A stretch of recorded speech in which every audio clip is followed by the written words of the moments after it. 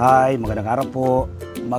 Second harvest po ako ngayon sa aking mga tanim na pipino. Ano? Gaganda po ng mga bunga. Kita niyo po, lalaki po ng bunga. Ano?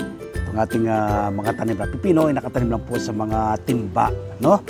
Ang pipino po ay napakadaling alagaan at patubuhin, pero napakarami pong taglay na iba't ibang health benefits sa ating katawan ng pipino.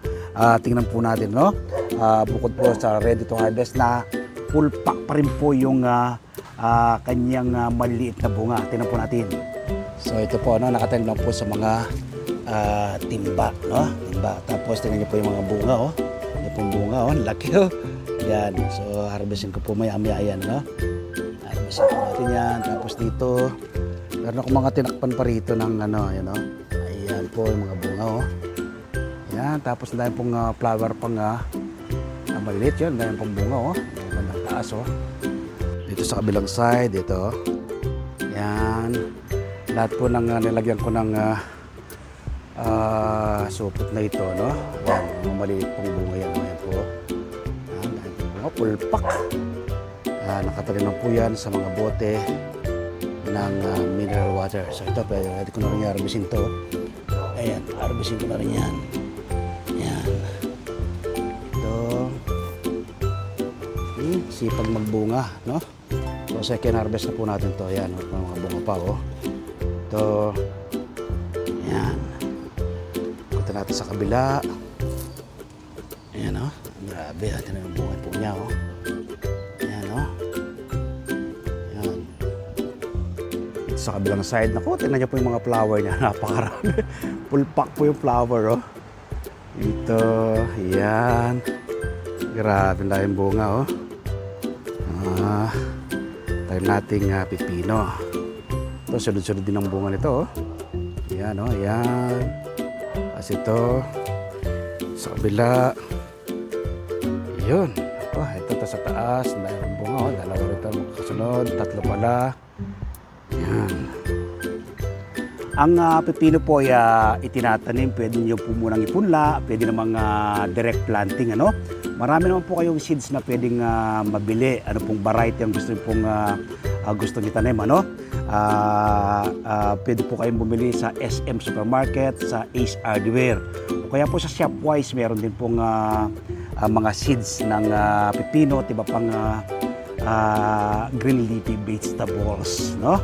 Ang lupa naman po na magandang gamitin sa pagtatanim ng pipino ay 60% buwagag na lupa, 20% paglagay ka ng pahunang pataba, vermicast, at another 20% ay kokopit para manatili pong buwagag ang lupa, no?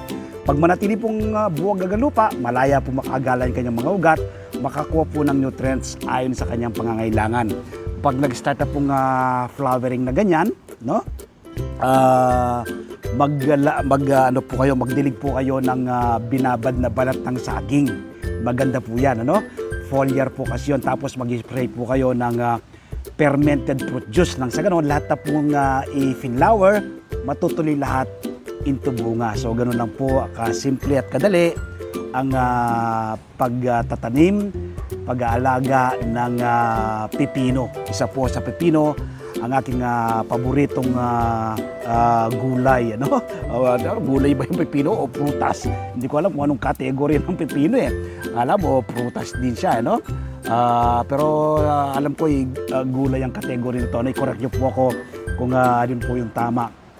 Prutas nga ba o gulay ang category ng pipino. So magtanim din po kayo, no? Ano po bang makukuha po ninyo kapag kayo nagtatanim ng inyong sariling pagkain? Una po, makakatipid ka. Pangalawa, masustansya pagsasalawa ng buong pamilya.